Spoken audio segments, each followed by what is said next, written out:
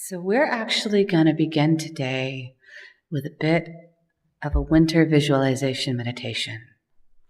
So if you will join me in closing your eyes, putting your feet flat on the floor,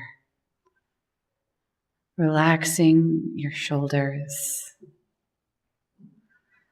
and take a deep breath in, 2, 3, 4.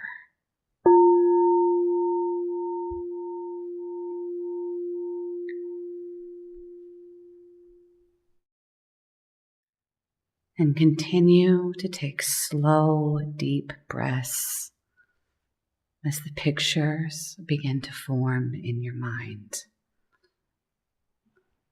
Imagine that you are outdoors. The sky is gray and cloudy. The fog is rolling in around the edges of your vision. The ground beneath your feet is frozen. The grass is withered and brown. Frost is dancing across the fallen leaves, and the barest dusting of snow is beginning to edge its way in from the white of the fog.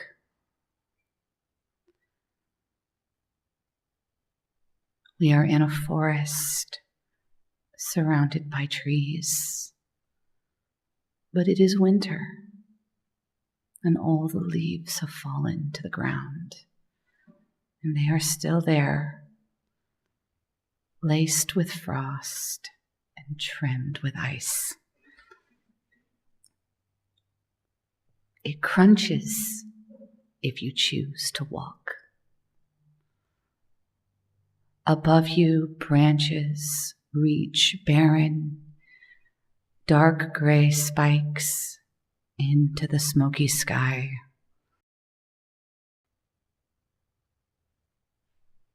Snowflakes, tiny, almost insignificant, start to fall onto your hair, melting, frozen gifts from the sky, onto your nose, tiny kisses of cold. The temperature is just low enough that your lungs can feel every breath. And in, 2, 3, 4, and out, 2, 3, 4. In the distance, you can see the outlines of pines, the only green left in this cold season. Icicles drip from the needles, glimmering in the low light from the sun you can no longer see, obscured by the clouds.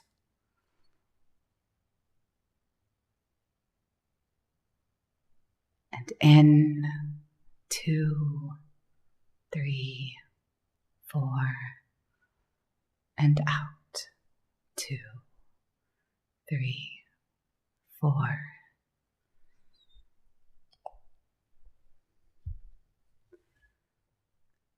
Good morning, and Yuletide blessings to all of you. The winter season is upon us. Our annual solstice ritual is coming up this week. Christmas is the following Woden's Day, and we will welcome Janus of Doorways and New Beginnings just the week after. It's a bright and busy calendar ahead, especially considering the time of year that we are in. Winter, after all, is a frozen season, a season of darkness. The darkness of winter is both a physical and spiritual reality.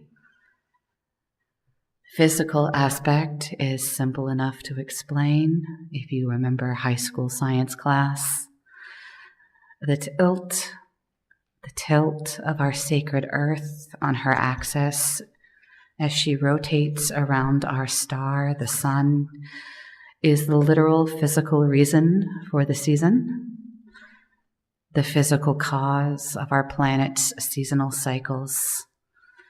The hemisphere, whether north and south, of the earth that is tilted towards the sun experiences summer, while the other that tilts away experiences winter, with spring and autumn being the liminal spaces in time that transition between the two.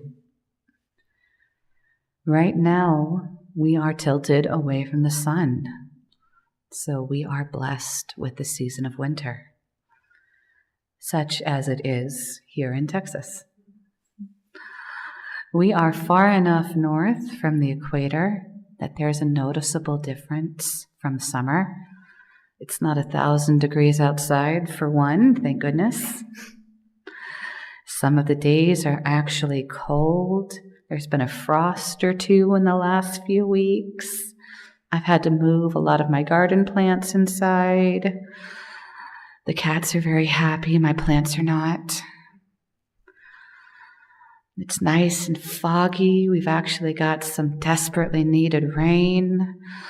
And if we're lucky, we might actually get some snow in the next couple of weeks.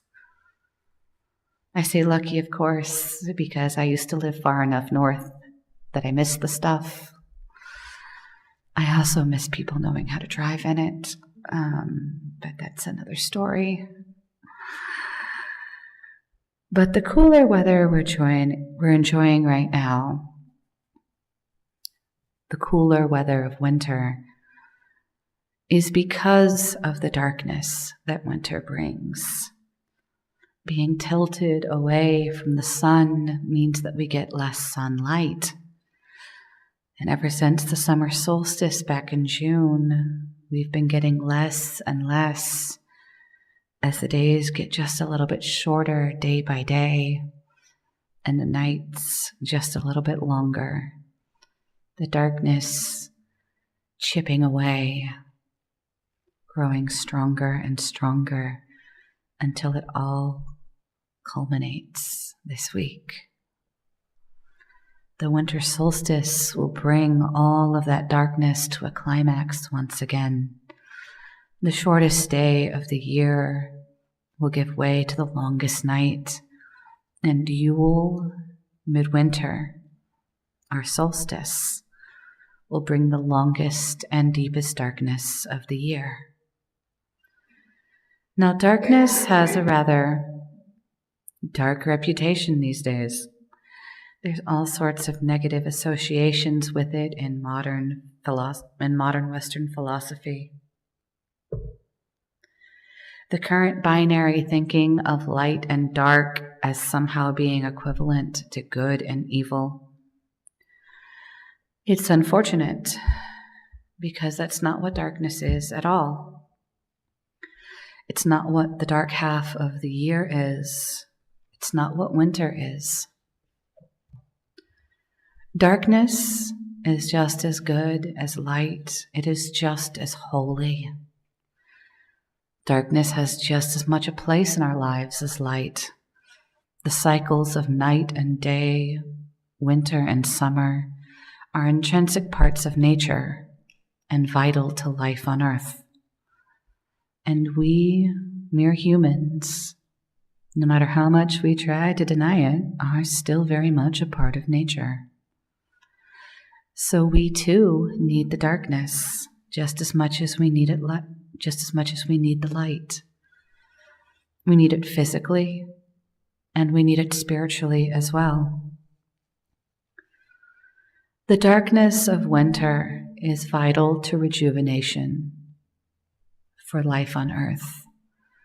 The breakdown of plants from the lack of light, from the cold, from the frozen weather, should it ever grace us poor souls here in Texas, strips the unnecessary parts of the plants away from the roots, sheltering deep in the dark soil. It breaks them into pieces so that they will no longer burden the surface, but become nourishing compost that will feed new growth in the spring.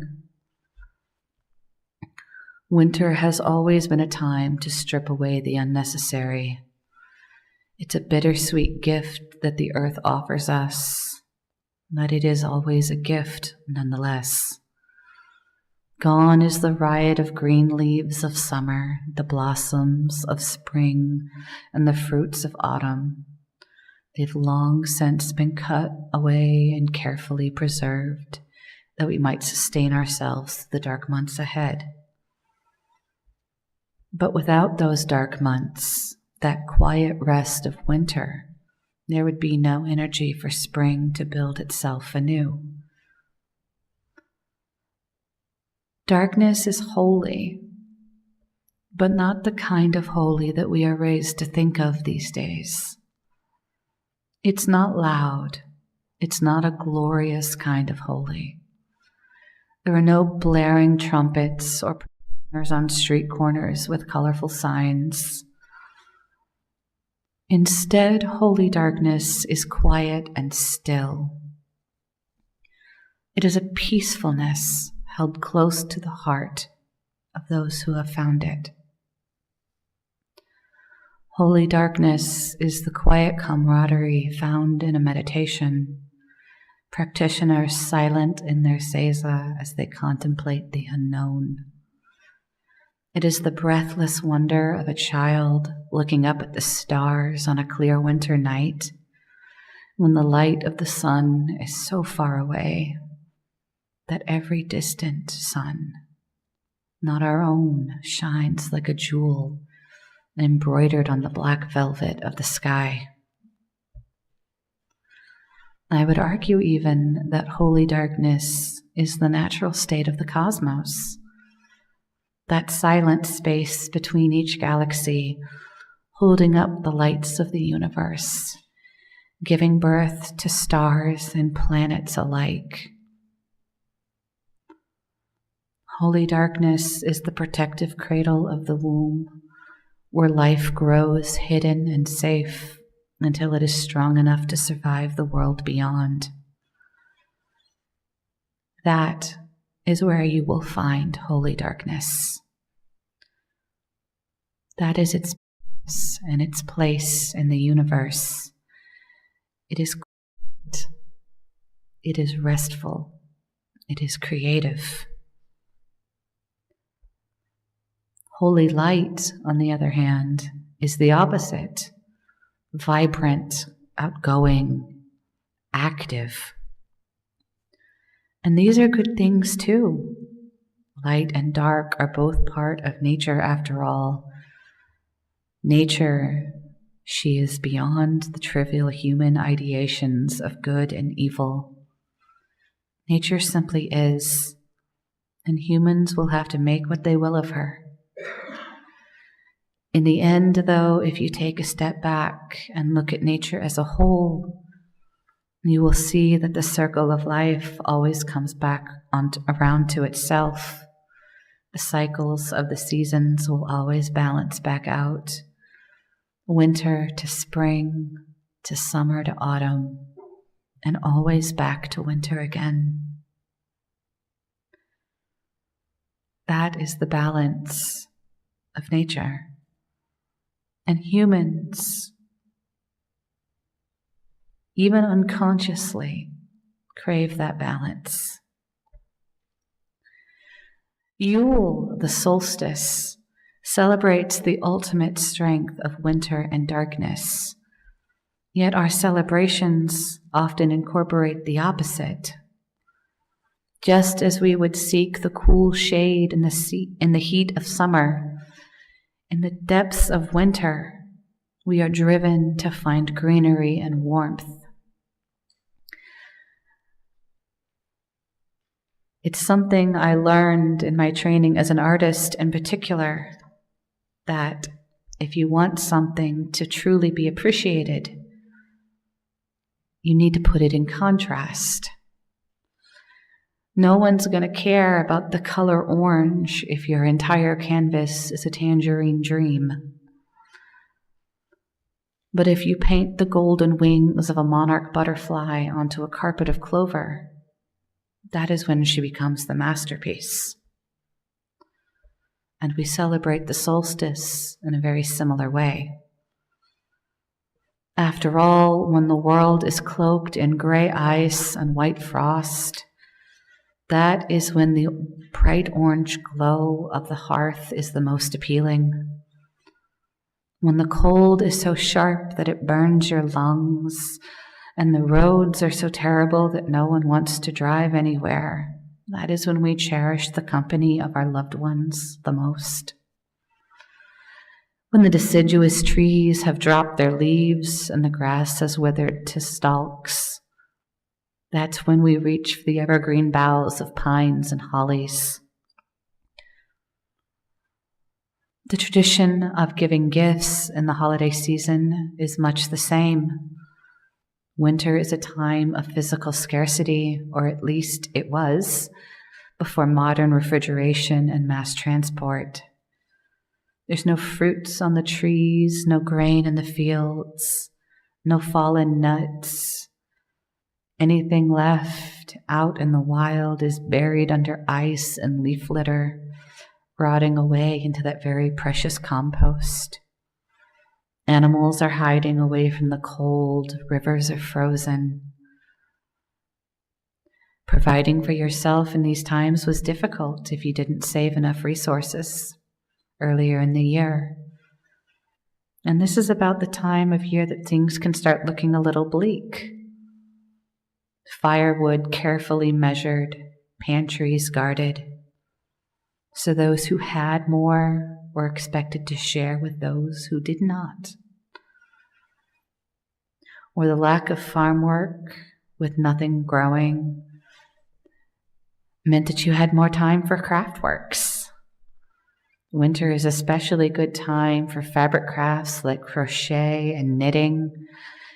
Those are wonderful excuses to sit by the fire for hours, and you get something warm and cozy when you're done.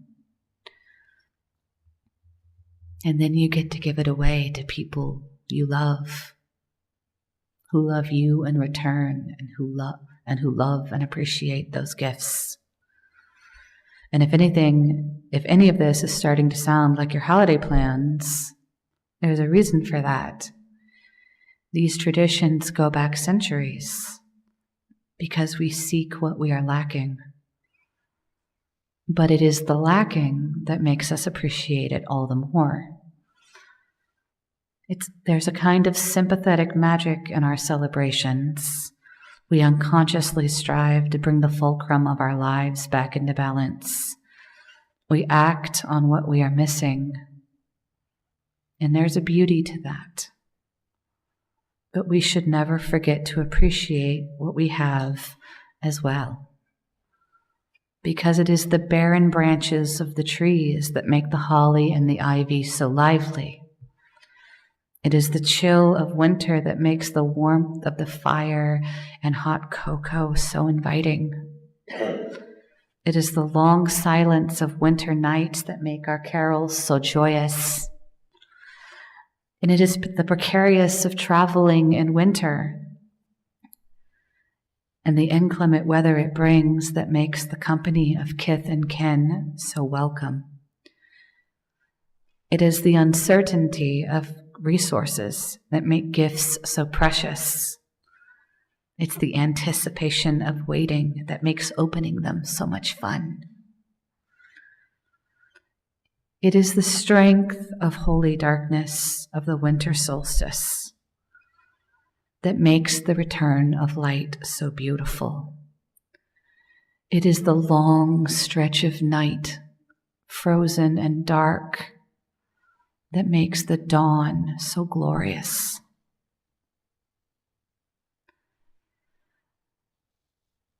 So as you leave today, I would ask you to take a moment of contemplation,